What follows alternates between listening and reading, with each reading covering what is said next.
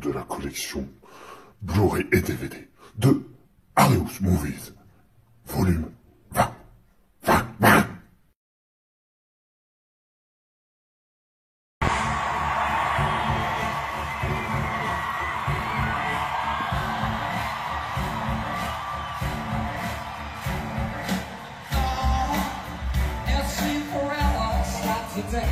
All the lonely hearts and longing for the flame of the way. All the best women are married, all the handsome men are gay. You feel the grind. Yeah, are you questioning your size? Is there a true or any humor?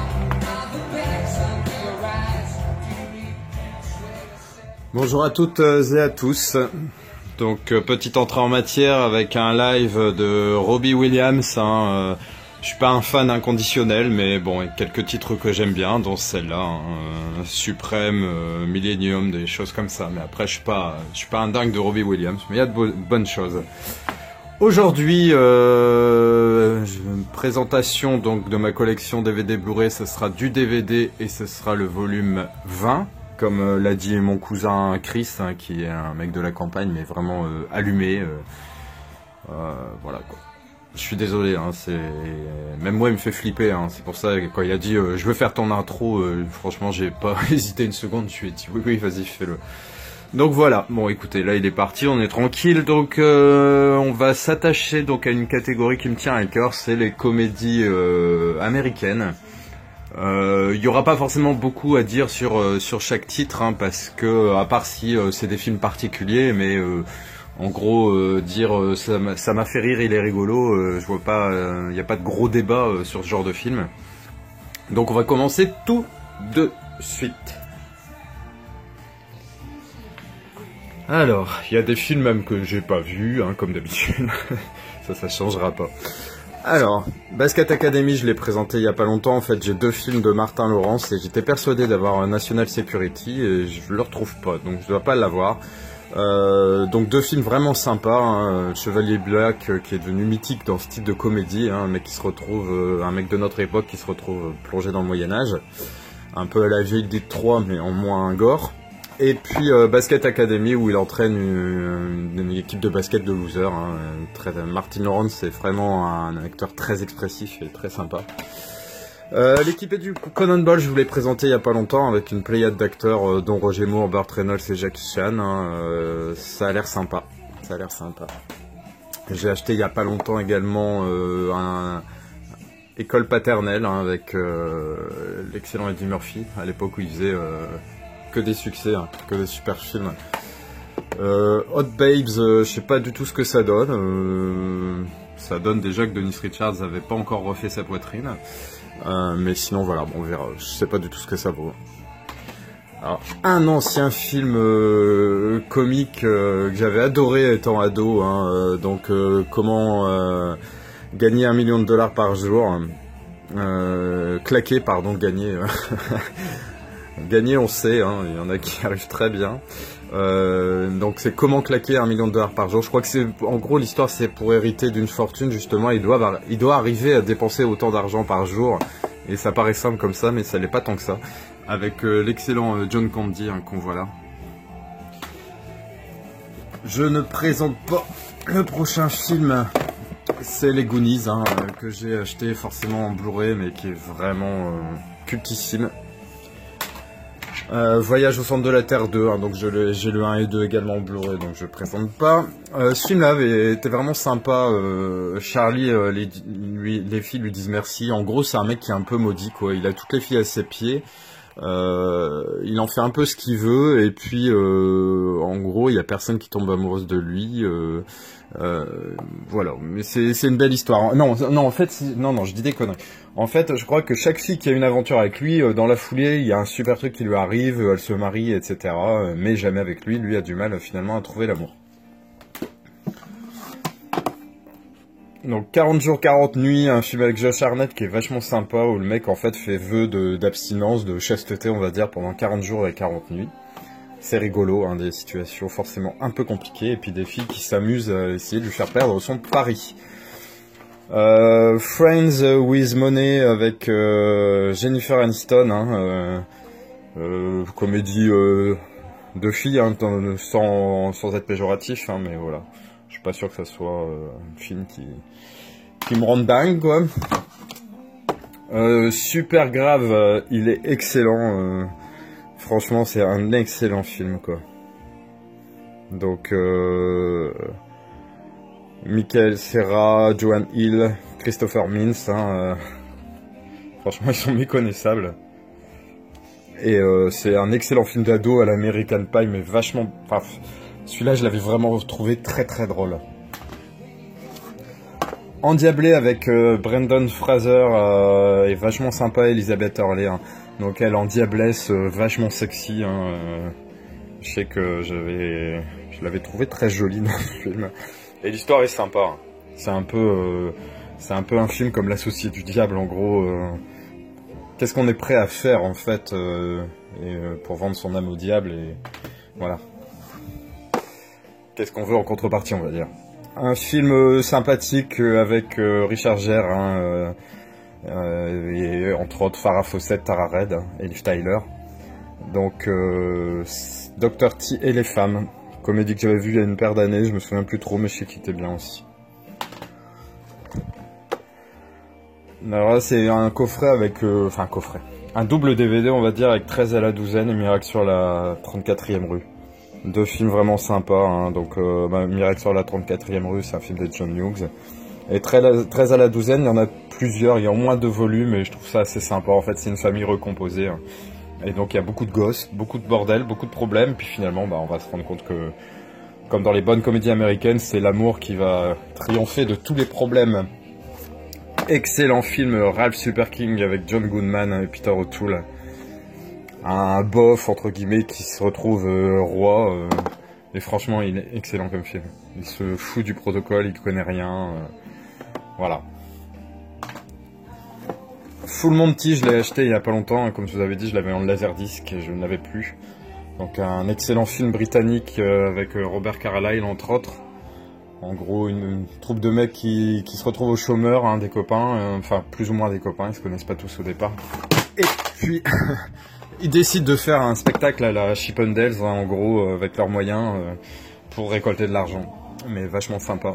Et qui va bien plus loin, justement, que la comédie, hein. C'est un peu le problème du chômage en Angleterre qui est décrit là-dedans. Va te faire foutre Freddy, je sais que j'aime bien l'acteur, surtout j'avais adoré dans Road Trip, lui il est vraiment starbé, mais ce film là précisément je ne me souviens plus trop, donc on le voit faire ça, je pense qu'il est bien allumé. Le film est à l'envers, donc comédie de fille, hein, elle est belle, futée, drôle et totalement folle là. Donc My Sassy Girl, que j'ai pas vu. Sa mère ou moi est pas mal, hein. Elle a trouvé l'homme parfait, puis elle a rencontré sa mère. En fait, Jennifer Lopez est amoureux d'un mec, hein, follement amoureux. Et la mère, Jane Fonda, lui fait une misère terrible. Vraiment terrible. Crossroads, avec Britney Spears, encore un film de filles. J'en ai beaucoup, hein. Parce que j'étais une fille avant. Et voilà, Crossroads, je peux pas trop vous en dire davantage. Dope, c'est un film que je n'ai pas vu, qui est produit par Forest Whitaker. Enfin, j'ai vu une partie en fait sur le net, et j'avais vraiment accroché, donc quand je l'ai vu, je sais plus où, pas trop cher, 5 € je crois, je l'ai pris. Donc Malcolm est un geek obsédé par le hip-hop des années 90 qui se fait harceler au lycée pour son style résolument rétro. Lorsqu'il se fait choper avec de la drogue dans son sac à dos, sa vie se complique singulièrement, surtout qu'il ferait n'importe quoi pour réaliser ses différents rêves. Rentrer à Harvard, sortir avec son fantasme absolu, et encaisser la fortune qu'il détient en bitcoins. Une BO de Pharrell Williams, Dope est un film drôle, rafraîchissant et plein de vitalité qui a séduit le public des festivals de Cannes et Sundance. Non mais j'en doute pas, je sais que ça avait vraiment eu une bonne presse. J'ai acheté... lors des soldes de décembre à Cultura, ce coffret des 3 Austin Powers. Je les ai jamais vus sérieusement, on va dire. Et donc c'était l'occasion parce que le coffret, je crois qu'il m'est revenu à un truc comme 6 €. Hein, je l'ai pas encore déblisté, faudra que je me les fasse. Donc le Austin Powers avec Mike Myers, pardon, qui est culte pour certains, l'humour très british. Je suis resté sur mes films d'amour de gonzesse, donc humour très très british, mais sympathique quoi, avec le mini-mot, etc. Là, une comédie avec Michael J. Fox, Teen Wolf, hein, le mythe du loup-garou, joueur de basket. Franchement, il est excellent ce film. Undercover Blues, c'est pas de vacances pour les blues. J'avais vachement bien aimé avec Dennis Quaid et Kathleen Turner, hein, deux parents, enfin les parents qui sont style agents secrets ou genre, hein, et puis il leur arrive plein d'histoires. Et donc, miracle sur La 8e rue, hein, film de Spielberg qui est excellent. Les robots, je me souviens, sont vraiment éclatants. C'était super bien fait pour l'époque. Hein. C'est un film quand même qui date, je vois 2002, mais c'est pas ça, c'est beaucoup plus vieux que ça. Enfin bref, un très très bon film. On va passer donc à l'étagère juste en dessous. Je vous quitte quelques secondes. Alors, voici le deuxième carré. Donc, moi député, je l'ai acheté il y a pas longtemps, je l'ai pas vu. Hein. C'est l'acteur entre autres du film Elf, hein, qui est vraiment excellent. J'adore Elf, je vous le présenterai, il est là-bas, je le vois là-bas. Donc ça a l'air un film sympa sur le monde politique. Un film avec Jack Black et Michael Cera, qui est excellent en version espagnole mais piste française. Je n'ai pas vu, alors je sais pas si c'est à l'époque du Moyen-Âge ou ouais, vu les costumes, c'est entre les deux en gros, je pense, hein, c'est entre la préhistoire et le Moyen-Âge, hein, enfin à voir. Film des frères Cohen, hein, avec César, sur en gros le monde du cinéma, hein. Donc avec des excellents acteurs, hein, Josh Brolin, George Clooney, Ralph Fiennes, Joan Hill, Scarlett Johansson, Channing Tatum, enfin voilà, franchement, ça doit être très très bien. The Breakup, c'est, je crois que le titre original c'est La Rupture, hein. Avec Jennifer Aniston et Vince Vaughn, hein. Je crois que c'est un peu une histoire, c'est un peu comme Angelina Jolie et Brad Pitt, hein. Ils se sont rencontrés, se sont aimés, et puis effectivement la rupture elle a eu lieu aussi bien en film qu'en vrai. Argent comptant avec l'excellent Chris Tucker, hein, de Rush Hour et Charlie Sheen. Voilà, c'est un tandem, je crois que de souvenir, hein, je crois que Charlie Sheen est flic et Chris Tucker est un peu la petite frappe, le petit voyou quoi. Ils vont faire équipe, mais je sais que c'est un film sympa. Film très connu, hein, Le Diable s'habille en Prada avec Meryl Streep. Sympa, le monde de la mode, mais il est sympa. Même pour les mecs, c'est accessible. Alors, American Ultra, film que j'avais envie d'avoir très vite, hein. J'ai fait mon sale gosse, un vrai caprice, il me fallait ce film avec Jesse Eisenberg et Kristen Stewart, hein, deux acteurs, actrices que j'aime vraiment beaucoup. Mais c'est ça un peu le truc des caprices, hein, c'est que je le voulais absolument, mais j'ai toujours pas regardé. J'avais eu le tout début pour voir, il est vraiment sympa au premier abord, hein, mais j'ai pas encore pris la peine. Alors, le film qui arrive, je le vois, il est bien coincé, hein, gain de place maximal, c'est Road Trip, j'avais adoré. Il est vraiment excellent, ils sont complètement cinglés, on reconnaît l'acteur qui fait Stifler dans American Pie, vraiment excellent. En gros, c'est une histoire d'amour, hein, mais en gros il y a une cassette vidéo qui filme un ébat qui n'aurait pas dû être filmé, en gros, et il s'est gouré de cassette, il a envoyé ce fameux ébat alors que ça devait être autre chose. Enfin bref, et donc c'est un road trip, hein, ça porte bien son nom à travers les États-Unis. Pour récupérer cette cassette, il doit faire je sais plus combien de kilomètres, mais quelque chose d'assez colossal. Et franchement, le film est excellemment drôle. Match Point, je me souviens plus trop, hein, donc avec Scarlett Johansson, Brian Cox. Film de Woody Allen, franchement je sais plus du tout de quoi ça parle, quoi. Je suis pas sûr que ça soit vraiment proprement digne qu'une comédie. Sex Crimes avec Natalie Portman et Ashton Kutcher, vous voyez, pas encore déblisté, hein. Il y a eu pas mal de films comme ça, à la Sex Friends, donc je sais plus le nom, Mais c'est un peu le même style de titre, en gros, sur l'amitié, l'amitié sexe, et puis ce qu'il en découle, hein, un grand débat, quoi. Bande de sauvages, vachement marrant, hein, des mecs entre 40 et 50 ans, en gros, qui décident de refaire les jeunes en moto. Hein. Y a John Travolta, Tim Allen, Martin Lawrence, hein, et William H. Macy. Il est vachement drôle, ce film. J'avais vachement bien aimé. Le décalage encore. Hein. Les mecs qui veulent pas vieillir, hein, un peu à mon image, parfois. Donc la rupture, eh ben, en fait, c'est sûr tout à l'heure. Hein.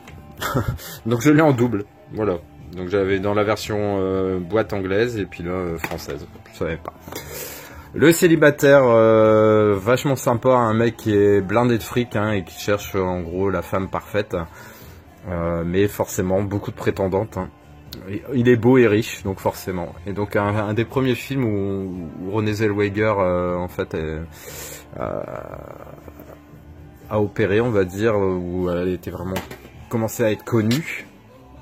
Chasseur de primes est sympa avec Gerard Butler et Jennifer Aniston, hein, ça porte bien son nom. Des chasseurs de primes rivaux.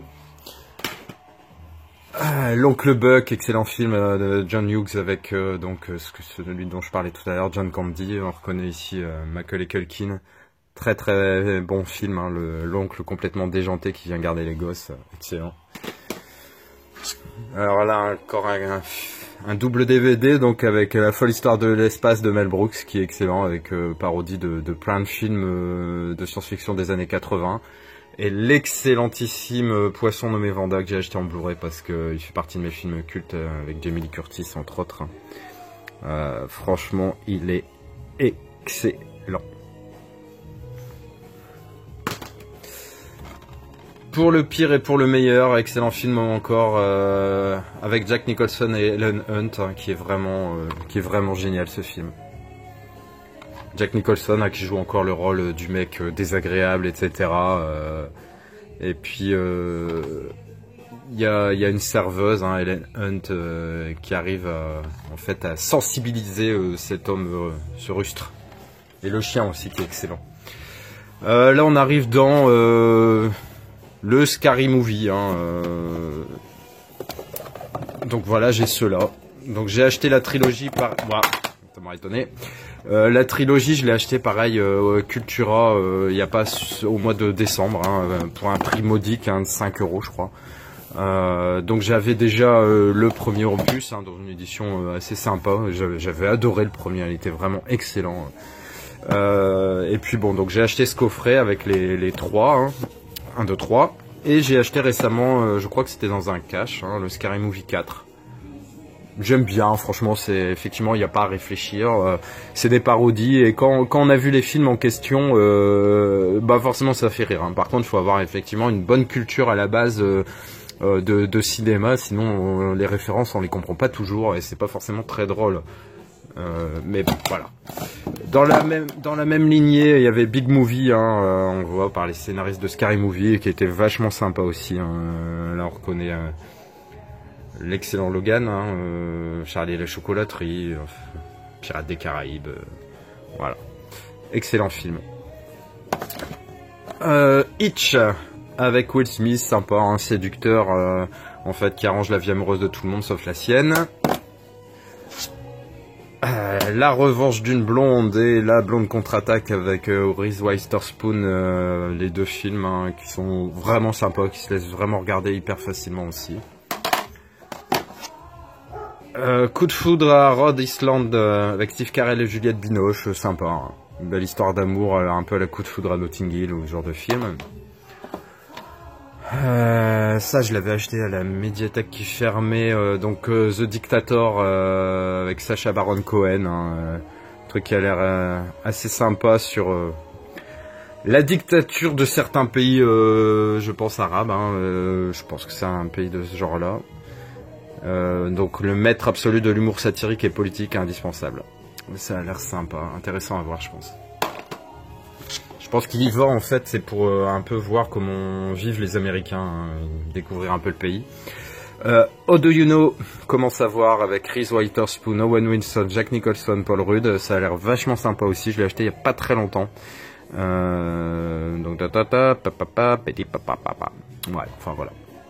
Mais ça fait du bien, moi j'aime bien les comédies comme ça, hein. C'est mon côté fille, un peu fleur bleue, les belles histoires d'amour, les musiques sympas, enfin voilà, on passe un bon moment et le cinéma intellectuel et tout ça, ça va bien 5 minutes, hein. C'est agréable aussi, mais pas toujours.